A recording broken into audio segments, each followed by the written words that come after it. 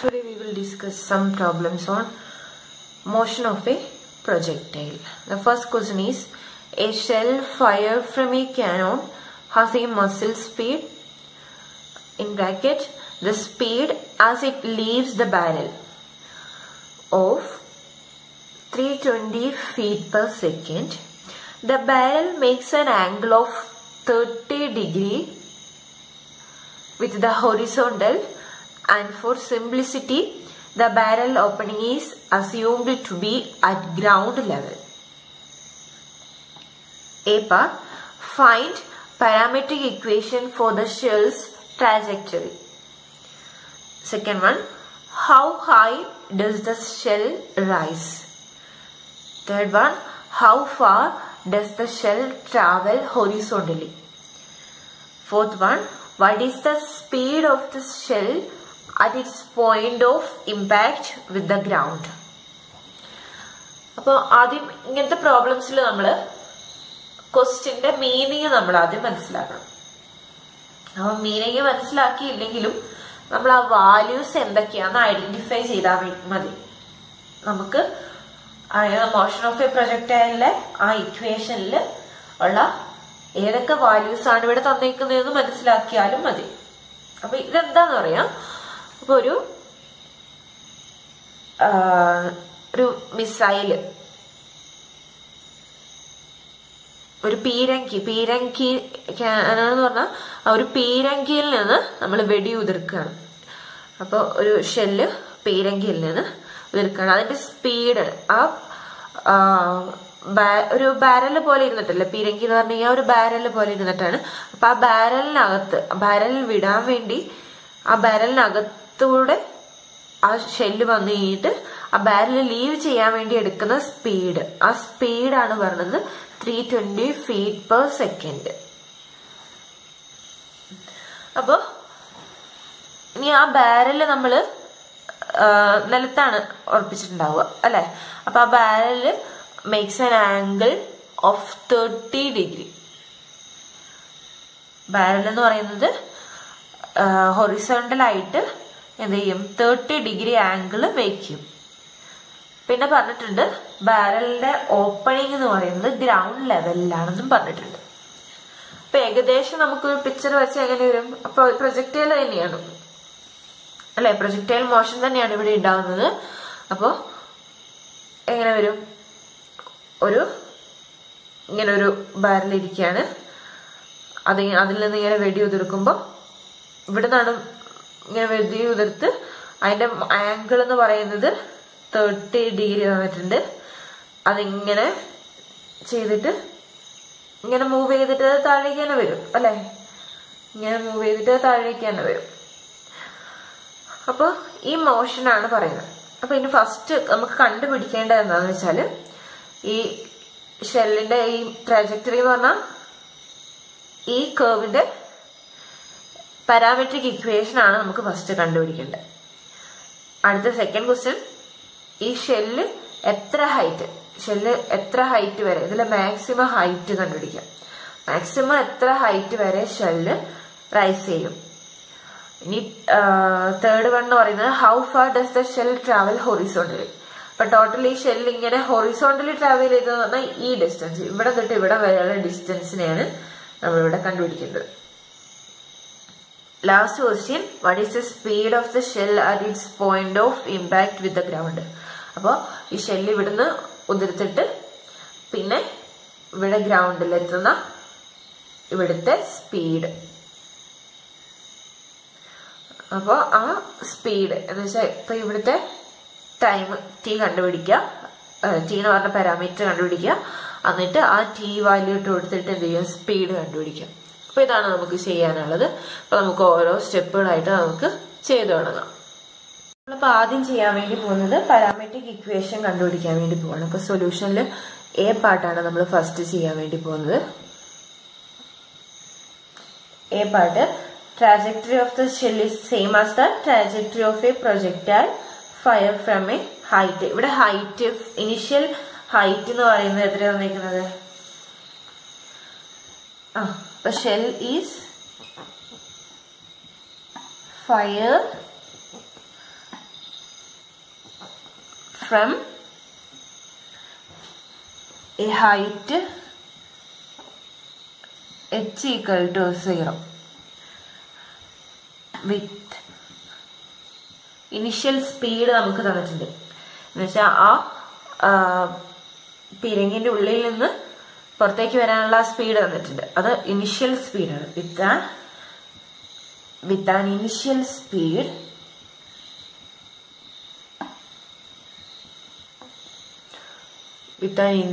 Speed എത്രയാണ്? അതിനെ നമ്മൾ V0 കൊണ്ടാണ് റെപ്രസെന്റ് ചെയ്തുകൊണ്ടിരുന്നത് അല്ലെ. V0 equal to 320 feet per second ആണ്. അപ്പൊ V0 തന്നിട്ടുണ്ട്. പിന്നെ എന്ത് തന്നിട്ടുള്ളത്? ആംഗിൾ ഓഫ് എലവേഷൻ ആണ് നമുക്ക് ആ 30 ഡിഗ്രി തന്നിരിക്കുന്നത്. And an angle of elevation equal to alpha അല്ലെ, equal to 30 ഡിഗ്രി. ഇവിടെ G എന്ന് പറയുന്നത് എന്താ? acceleration due to gravity. Here acceleration due to gravity G equal to 32 feet per second square. അപ്പൊ നമ്മള് ഇവിടെ ഫീറ്റിന്റെ യൂണിറ്റിലാണ് ഇവിടെ സ്പീഡ് തന്നത്. അതുകൊണ്ട് നമ്മുടെ ആക്സലറേഷൻ ഡ്യൂ ടു ഗ്രാവിറ്റിയും അതേ യൂണിറ്റിൽ തന്നെ എടുക്കാം. നമുക്ക് 2 യൂണിറ്റിലും തന്നിരുന്നു. ആക്സലറേഷൻ ഡ്യൂ ടു ഗ്രാവിറ്റിന്റെ വാല്യൂ നമ്മള് ഫീറ്റ് പെർ സെക്കൻഡ് സ്ക്വയറിലും തന്നിട്ടുണ്ട്, മീറ്റർ പെർ സെക്കൻഡ് സ്ക്വയറിലും തന്നിട്ടുണ്ട്. അപ്പൊ ഇവിടെ സ്പീഡ് തന്നിരിക്കുന്നത് ഫീറ്റ് പെർ സെക്കൻഡിലായതുകൊണ്ട് നമ്മൾ ഫീറ്റ് പെർ സെക്കൻഡ് സ്ക്വയറിലുള്ള വാല്യൂ വേണം എടുക്കാൻ. അപ്പൊ hence the position function for a projectile അല്ലേ, അത് R of T, vector R of T എന്ന് പറയുന്നത് എവിടെ വരും? നമ്മൾ ഇക്വേഷൻ കണ്ടുപിടിച്ചായിരുന്നു. V0 cos alpha into t I plus h plus V0 sin alpha into t minus half gt square j. ഇതൊക്കെ unit vectors ആണ് കേട്ടോ. ഞാനിത് നിങ്ങൾക്ക് പ്ലസ് ടുലൊക്കെ ഓൾറെഡി അറിയാവുന്നതാണ്. യൂണിറ്റ് വെക്ടേഴ്സിന് നമ്മൾ എന്ത് എടുക്കും? ക്യാപ്പ് കൊടുക്കുന്നത്, I ക്യാപ്പ് ജെ ക്യാപ്പ്. അപ്പൊ അത് പ്രത്യേകം റെപ്രസെന്റ് ചെയ്തില്ലെങ്കിലും പ്രശ്നമില്ല. നമ്മുടെ ടെക്സ്റ്റിലൊക്കെ അത് ഡാർക്ക് ആയിട്ടാണ് റെപ്രസെന്റ് ചെയ്തേക്കുന്നത്. ഇപ്പൊ നമുക്ക് നോട്ടിലൊന്നും അങ്ങനെ ഡാർക്ക് ആക്കാൻ പറ്റാത്തതുകൊണ്ട് ക്യാപ്പ് നമ്മൾ കൊടുക്കുന്നതല്ലോ. അപ്പൊ ഇത്രയും നാളും ചെയ്തതിലോ അങ്ങനെ തന്നെ ചെയ്താൽ മതി. അത് നിങ്ങൾക്ക് അറിയാവുന്നതുകൊണ്ട് ഞാൻ പ്രത്യേകം പറയാതിരുന്നത് കേട്ടോ. അപ്പൊ ഇനി നമ്മൾ ഇതിൽ ഓരോ വാല്യൂസ് സബ്സ്റ്റിറ്റ്യൂട്ട് ചെയ്യാം. V0 എന്ന് പറയുന്നത് 320 into cos 30 t I cap കൊടുത്തോ പ്ലസ് h എന്ന് പറയുന്നത് ഹൈറ്റ് 0 ആയതാണ്. അപ്പൊ 0 പ്ലസ് V0 എന്ന് പറയുന്നത് 320 into sin 30 into t minus half g എന്ന് പറയുന്നത് 32 ആണ് അല്ലെ, t സ്ക്വയർ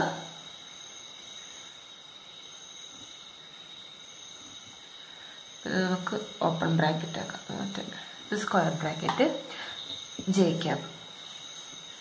പിന്നെ നമ്മൾ ഇത് മൾട്ടിപ്ലൈ ചെയ്യുക, വാല്യൂസ് ഒക്കെ കൊടുക്കുക. കോസ് 30 എന്ന് പറയുന്നത് √3/2 ആണ്. അപ്പൊ എന്ത് വരും?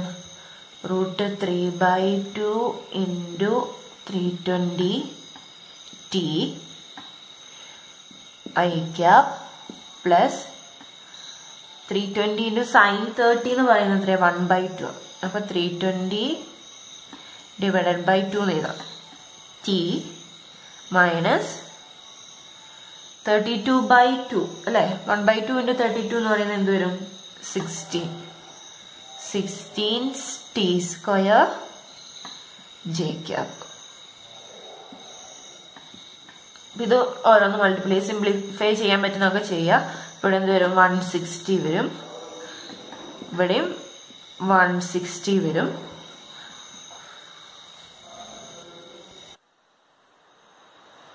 ഇനി ചെയ്യുമ്പോൾ നമുക്ക് 160 √3 ടി ഐ പ്ലസ് ഇവിടെ 160t വരും. 160t minus 16t² J. അപ്പൊ ഇതാണ് നമ്മുടെ പാരാമെട്രിക് ഇക്വേഷൻ. നമ്മൾ ഇത്രയും സിംപ്ലിഫൈ ചെയ്താൽ മതി. അപ്പൊ ഇത്രയും സിംപ്ലിഫൈ ചെയ്തിട്ട് പാരാമെട്രിക് ഇക്വേഷൻ കിട്ടണമെങ്കിൽ എന്ത് ചെയ്യുക? എക്സും വൈയും ആണ് നമ്മൾ കണ്ടുപിടിക്കേണ്ടത് അല്ലെ. ഇതിപ്പോ വെക്ടർ ആണ് നമുക്ക് കിട്ടിയിരിക്കുന്നത്. വെക്ടർ ആർ ഓഫ് ടി എന്ന് പറഞ്ഞതാണ് കിട്ടിയിരിക്കുന്നത്. അപ്പൊ ഹെൻസ് ദ പാരാമെട്രിക് ഇക്വേഷൻ എന്ന് പറയുന്നത് എന്ത് വരും? നിങ്ങൾ എഴുതിയാൽ മതി കേട്ടോ. അപ്പൊ പാരാമെട്രിക് ഇക്വേഷൻ നമുക്ക് എന്ത് എഴുതണം? എക്സ് ഓഫ് ടി എന്ന് പറയുന്നത് ഐന്റെ കമ്പോണന്റ് ആണ്. X of T equal to 160 into √3t and y of t equal to 160t minus 16t². ഇവിടെ t എന്ന് പറയുന്നത് എന്തായാലും greater than or equal to 0 ആണ്. അപ്പൊ ഇതാണ് നമ്മുടെ parametric equation of the projectile എന്ന് പറയുന്നത്. ട്രാജക്ടറി ഷെൽസ് ട്രാജക്ടറിന്റെ പാരാമെട്രിക് ഇക്വേഷൻ ഇതാണ്. പിന്നെ അടുത്ത ക്വസ്റ്റ്യൻ നമുക്ക് നോക്കാം. അപ്പൊ ഈ പാരാമെട്രിക് ഇക്വേഷൻ നമ്മൾ എല്ലാത്തിലും എന്ത് ചെയ്യും? യൂസ് ചെയ്യുന്നുണ്ട്. അടുത്ത ഓരോന്ന് കണ്ടുപിടിക്കാനുള്ളതിലും നമ്മൾ പാരാമെട്രിക് ഇക്വേഷൻ യൂസ് ചെയ്യുന്നുണ്ട്. അപ്പൊ നെക്സ്റ്റ് ക്വസ്റ്റ്യൻ എന്ന് പറയുന്നത് how high does the shell rise? B. അപ്പൊ മാക്സിമം ഹൈറ്റ് ഇപ്പൊ നമുക്കറിയാം. Parametric equation of the shell എന്ന് പറയുന്നത് എക്സ് ഈക്വൽ ടു 160√3t യും y equal to 160t minus 16t² t greater than or equal to 0 ആണ് നമുക്കറിയാം. അപ്പൊ ഇതാണ് we know that the parametric equation is ഇത് എഴുതാം. ഇനി എന്ത് ചെയ്യാം? Maximum height of the shell is the maximum value of y അല്ലെ. വൈന്റെ മാക്സിമം വാല്യൂ ആയിരിക്കുമല്ലോ. നമ്മളിവിടെ എക്സ് ആക്സിസ്, ഇത് എക്സ് ആക്സിസും ഇത് വൈ ആക്സിസും ആണ്. അപ്പൊ മാക്സിമം ഹൈറ്റ് എന്ന് പറഞ്ഞാൽ വൈന്റെ മാക്സിമം വാല്യൂ ആയിരിക്കും. അപ്പോൾ ഇതിന്റെ മാക്സിമം വാല്യൂ ആണ് നമുക്ക് കണ്ടുപിടിക്കേണ്ടത്. അപ്പൊ നോട്ട് ചെയ്യുക. ഇപ്പൊ the maximum height of the shell is the maximum value of Y. അപ്പൊ മാക്സിമം വാല്യൂ ഓഫ് വൈ ആണ് നമുക്ക് കണ്ടുപിടിക്കേണ്ടത്. അപ്പൊ അതിനുവേണ്ടി എന്ത് ചെയ്യണം? dy നമ്മൾ differentiation rule differentiation method use ചെയ്യാം. എന്ത് ചെയ്യാം? നമ്മൾ മാക്സിമം കണ്ടുപിടിക്കാൻ വേണ്ടി നമ്മൾ പഠിച്ചിട്ടുണ്ട്, ഫസ്റ്റ് ഇയറിൽ പഠിച്ചിട്ടുണ്ട് അല്ലെ. ഡിഫറൻസിയേഷൻ മെത്തേഡ് ആദ്യം ഫസ്റ്റ് ഡെറിവേറ്റീവ് dy/dt കണ്ടുപിടിക്കുക. dy/dt എന്ന് പറയുമ്പോൾ 160 മൈനസ് 2 into 60 എത്ര വരും? 32t. പിന്നെ അതുപോലെ സെക്കൻഡ് ഡെറിവേറ്റീവും കണ്ടുപിടിക്കണം. നമ്മൾ സെക്കൻഡ് ഡെറിവേറ്റീവ് ടെസ്റ്റ് ആണ് ഇവിടെ യൂസ് ചെയ്യുന്നത്. Second derivative test ഓർമ്മയുണ്ടാവുമല്ലോ. d²y/dt² കണ്ടുപിടിക്കുക. എത്ര വരും? -32. അതിൽ ടീനെ ഒന്നും ഡിപ്പെൻഡ് ചെയ്യുന്നില്ല. d²y/. അപ്പൊ നമ്മൾ മാക്സിമം പോയിന്റ് കണ്ടുപിടിക്കുന്ന എങ്ങനെയായിരുന്നു? മാക്സിമം അല്ലെങ്കിൽ മിനിമം കണ്ടുപിടിക്കുന്ന എങ്ങനെയായിരുന്നു? മാക്സിമം ആണോ മിനിമം ആണോ നമുക്ക് അറിയണമെങ്കിൽ നമ്മൾ സെക്കൻഡ് ഡെറിവേറ്റീവ് ടെസ്റ്റ് ചെയ്ത് നോക്കണം. അപ്പൊ നമ്മൾ ആദ്യം എന്ത് ചെയ്യുക? dy/dx. ഹെൻസ് dy/dx 0 ആവുന്ന പോയിന്റ് കണ്ടുപിടിക്കുക അല്ലെ. dy/dt ഇവിടെ dy/dt equal to 0 implies 160 minus 32t equal to 0, which implies 160 equal to 32t, which implies 160 divided by 32. t equal to 160 divided by 32. എത്ര വരും വാല്യൂ? 160 divided by 32 എന്ന് പറയുന്നത് 5 into 32 ആണ് നമുക്ക് എന്താ 160. അപ്പൊ ഇനി t equal to 5 d²y/dt² greater than 0 ആണോ ലെസ് ദാൻ 0 ആണോ ചെക്ക് ചെയ്യണം. അപ്പോ t ഏത് വാല്യൂ ആയാലും നമ്മൾ d²y/dt² എന്ത് തന്നെ വരുള്ളൂ? -32 വരുള്ളൂ. അപ്പൊ നമുക്ക് എന്ത് എഴുതാം? ആൻഡ് d²y/dt² എന്ന് പറയുന്നത് ലെസ് ദാൻ 0 നമുക്ക് പറയാം. അപ്പൊ നമുക്ക് എന്താ പറയാ? സെക്കൻഡ് ഡെറിവേറ്റീവ് ലെസ് ദാൻ 0 ആണെങ്കിൽ t equal to 5 മാക്സിമം ആണ് എക്സിസ്റ്റ് ചെയ്യുന്നത്. സെക്കൻഡ് ഡെറിവേറ്റീവിൽ ഗ്രേറ്റർ ദാൻ 0 ആണ് വരുന്നതെങ്കിൽ t equal to 5 മിനിമം ആയിരിക്കും. അപ്പൊ ഇവിടെ നമുക്ക് t equal to 5 എന്ന് പറയുന്നതാണ് maximum. Therefore y is maximum when t equal to 5. അപ്പൊ നമുക്ക് മാക്സിമം ആവുന്ന t അല്ല കണ്ടുപിടിക്കാൻ പറഞ്ഞേ, മാക്സിമം ഹൈറ്റ് ആണ് കണ്ടുപിടിക്കാൻ പറഞ്ഞേ അല്ലേ. അതിന്റെ maximum value therefore y of 5, maximum value of y is 160 into ഈ ഇക്വേഷനിൽ ടിക്ക് വാല്യൂ ഇട്ട് കൊടുക്കാം. 160 into t എന്ന് പറയുന്നത് 5 മൈനസ് 16 into 5 സ്ക്വയർ. എത്ര വരും? 160 into 5 എന്ന് പറയുന്നത് എത്രയായിരുന്നു? 160 into 5, 16 into 5, അപ്പൊ 800 വരും. പിന്നെ 16 into 25 400 വരും. അപ്പൊ സബ്ട്രാക്ട് ചെയ്താൽ 400. യൂണിറ്റ് എന്തായിരിക്കും? ഫീറ്റ് ആയിരിക്കും. നിങ്ങൾക്ക് ഇവിടെ യൂണിറ്റുകൾ തന്നിട്ടുള്ളതുകൊണ്ട് ആ യൂണിറ്റ് എഴുതണം കേട്ടോ, ഓരോ വാല്യൂ കണ്ടുപിടിക്കുന്നു. അപ്പോൾ 400 ഫീറ്റ് ആണ് ഏറ്റവും മാക്സിമം ഹൈറ്റ് എന്ന് പറയുന്നത്. മാക്സിമം ഹൈറ്റ് നമുക്ക് കിട്ടി. നമ്മൾ മുന്നേ പഠിച്ച എല്ലാ റിസൾട്ടുകളും, +2 പഠിച്ച റിസൾട്ടുകളെല്ലാം ഇവിടെ യൂസ് ചെയ്യുന്നുണ്ട്. ഇനി അടുത്ത സി പാർട്ട് ക്വസ്റ്റ്യൻ നോക്കാം.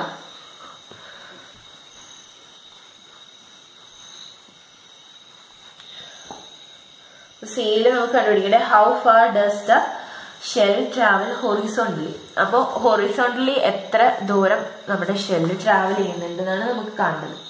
എന്ന് വെച്ചാൽ അപ്പോൾ ഫസ്റ്റ് ഇത് ഷെല്ല് ട്രാവൽ ചെയ്യാൻ തുടങ്ങുമ്പോൾ ഇവിടുന്ന് ട്രാവൽ ചെയ്യും, അവസാനം എൻഡ് ചെയ്യുമ്പോൾ ഇവിടെ തന്നെ എൻഡ് ചെയ്യും. എന്ന് വെച്ചാൽ ഇവിടെ y എന്ന് പറയുന്നത് എന്തായിരിക്കും? 0 ആയിരിക്കും അല്ലെ. അപ്പൊ y 0 ആവുന്ന പോയിന്റുകളാണ് നമുക്ക് കണ്ടുപിടിക്കേണ്ടത്. y 0 ആവുന്ന വാല്യൂസ് ആണ് നമുക്ക്, t വാല്യൂസ് ആണ് നമുക്ക് കണ്ടുപിടിക്കേണ്ടത്. അപ്പൊ ജസ്റ്റ് ഒന്ന് നോട്ട് ചെയ്യാം. ആദ്യം ഈ ഇക്വേഷൻ വി ഹാവ് എക്സും വൈയും എഴുതുക. ഇനി എന്ത് ചെയ്യാം? y equal to 0 implies y എന്ന് പറയുന്നത് 160t minus 16t square equal to 0. നമുക്ക് രണ്ടിടത്തുനിന്നും t കോമൺ ആയിട്ട് എടുക്കാം അല്ലെ. t എടുക്കാം, 16 എടുക്കാം. 16t into ഇവിടെ 10 മൈനസ് t എന്ന് വരും, വിച്ച് ഈസ് ഈക്വൽ ടു 0. അപ്പൊ ഇത് രണ്ട് നമ്പറുകളുടെ പ്രൊഡക്റ്റ് 0 ആണെങ്കിൽ ഏതെങ്കിലും ഒരു നമ്പർ 0 ആണ് അല്ലെ. അപ്പൊ 16t അല്ലെങ്കിൽ 10 മൈനസ് t 0 ആണ് അല്ലെ. അപ്പൊ 16 നമുക്ക് കോൺസ്റ്റന്റ് ആയതുകൊണ്ട് അതൊന്ന് കട്ട് ചെയ്ത് കളയാം. Which implies t equal to 0 or 10 minus t equal to 0 എന്ന് വെച്ചാൽ t ഈക്വൽ ടു 0 അല്ലെങ്കിൽ 10 മൈനസ് t ഈക്വൽ ടു 0 എന്ന് പറഞ്ഞാൽ ടീനെ റൈറ്റിലേക്ക് കൊണ്ടുപോകും. അപ്പൊ t ഈക്വൽ ടു 10 എന്ന് വരും. അപ്പൊ t ഈക്വൽ ടു 0 ആവുമ്പോഴും t ഈക്വൽ ടു 10 ആവുമ്പോഴും നമ്മുടെ ഹൈറ്റ് എന്താ? 0 ആവും. അപ്പൊ t ഈക്വൽ ടു 0 എന്ന് പറഞ്ഞാൽ ഇനിഷ്യൽ t ആണ്. അപ്പൊ അത് നമ്മൾ കൂട്ടണ്ട. അപ്പൊ എന്ത് ചെയ്യാ? t ഈക്വൽ ടു 10 എന്ന് പറയുന്നതാണ് ഇവിടുത്തെ അല്ലെ. അപ്പൊ ഇത് initial പൊസിഷനാണ്. The solution t equal to 0 corresponds to the initial position of the shell. T equal to 0 corresponds to the initial position of the shell, and the solution t equal to 10 corresponds to the time of impact. എന്ന് വെച്ചാൽ last അവിടെ ഗ്രൗണ്ടിൽ touch ചെയ്യുന്ന ആ ടൈമാണ്. ഇത് time of impact ആണ്. അപ്പൊ ഇതാണ് നമ്മളോട് കണ്ടുപിടിക്കാൻ വേണ്ടി പറഞ്ഞിട്ടുള്ളത്. അപ്പൊ ഈ ലാസ്റ്റ് ടീയില്, അപ്പൊ ടി എന്ന് പറഞ്ഞാൽ ഏറ്റവും ലാസ്റ്റത്തെ ടി എന്ന് പറയുന്നത് 10 ആണ്. ഇതെല്ലാം നമുക്ക് ഇതിലെ ഹൊറിസോണ്ടൽ ഡിസ്റ്റൻസ് ആണ് കണ്ടുപിടിക്കേണ്ടത് അല്ലെ. The horizontal distance travel by the shell ആണ് കണ്ടുപിടിക്കേണ്ടത്. അപ്പൊ therefore the horizontal distance travel by the shell is the value of x at t equal to 10. അപ്പൊ x of 10 ആണ് കണ്ടുപിടിക്കേണ്ടത്. ഹൊറിസോണ്ടൽ ഡിസ്റ്റൻസ് x ആണല്ലോ, x കൊണ്ടാണ് ഡിനോട്ട് ചെയ്യുന്നത്. അപ്പൊ x of 10 ആണ് കണ്ടുപിടിക്കേണ്ടത്. അപ്പോ which is equal to എന്ത് വരും? 160 × √3. ടി എന്ന് പറയുന്നത് 10. അപ്പൊ എന്ത് വരും? 1600 √3 ഫീറ്റ്. ഇതിന്റെ വാല്യൂ അപ്രോക്സിമേറ്റ്ലി 277 √3ന്റെ വാല്യൂ കൂടി എടുത്തിട്ട് 28 ഫീറ്റ് എന്ന് വരും.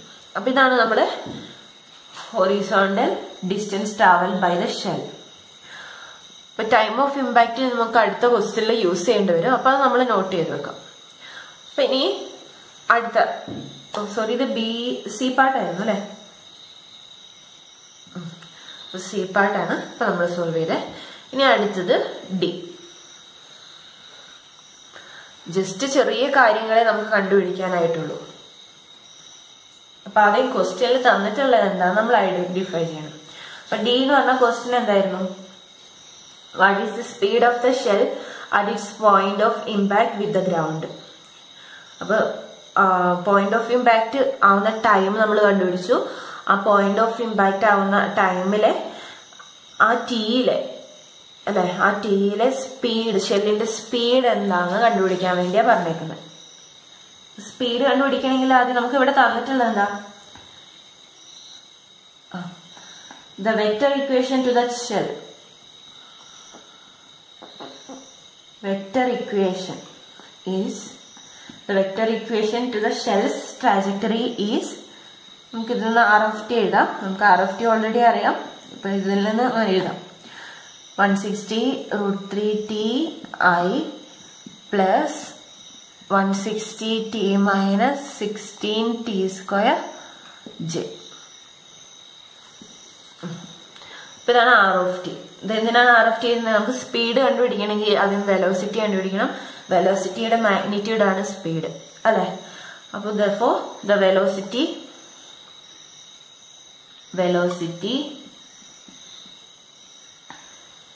v of t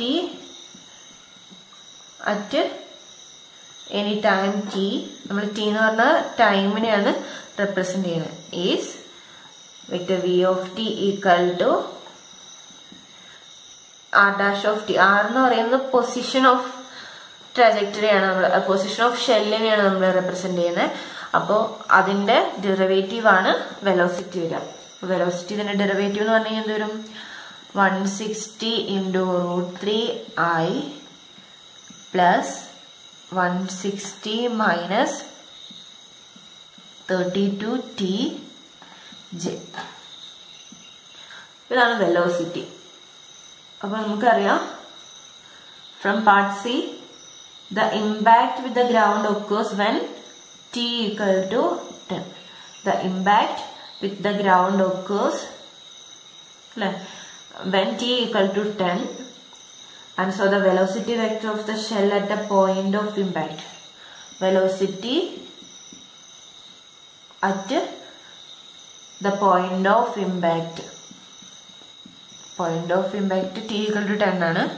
Point of impact എന്ന് പറയുന്നത് impact is എന്താ?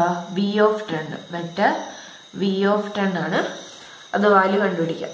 v of 10 which is equal to എന്ത് വരും?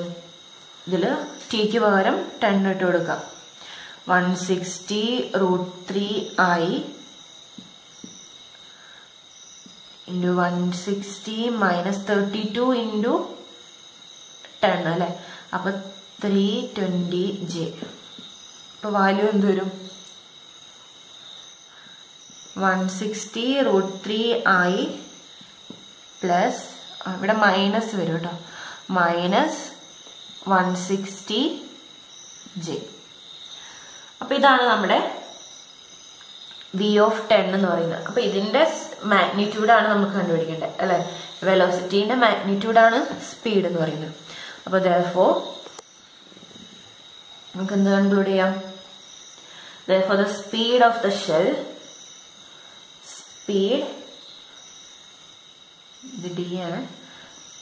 speed of the shell at its point of impact,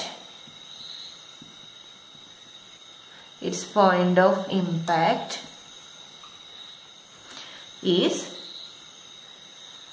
back with the ground എന്ന് വേണമെങ്കിൽ കൊടുക്കാം, ഇല്ല കൊടുത്തില്ലെങ്കിൽ കുഴപ്പമില്ല, നമ്മൾ ഗ്രൗണ്ടിൽ ടച്ച് ചെയ്യുന്നല്ലേ. With the ground is no v of 10 ആണ്. അപ്പൊ ഇതിന്റെ നോം നമ്മൾ കണ്ടുപിടിക്കാം. നോം കണ്ടുപിടിക്കാൻ നമുക്കറിയാം which is equal to root of 160 into root 3 whole square plus minus 160 whole square which is equal to root of ഇതിനെങ്ങനെ എഴുതാം, 160 സ്ക്വയർ രണ്ടിടത്തും കോമൺ ആയിട്ട് വരുന്നുണ്ട് അല്ലേ. അപ്പൊ 160 സ്ക്വയർ റൂട്ട് 3ന്റെ സ്ക്വയർ എന്ന് പറയുന്നത് 3 വരും, 3 പ്ലസ് 1.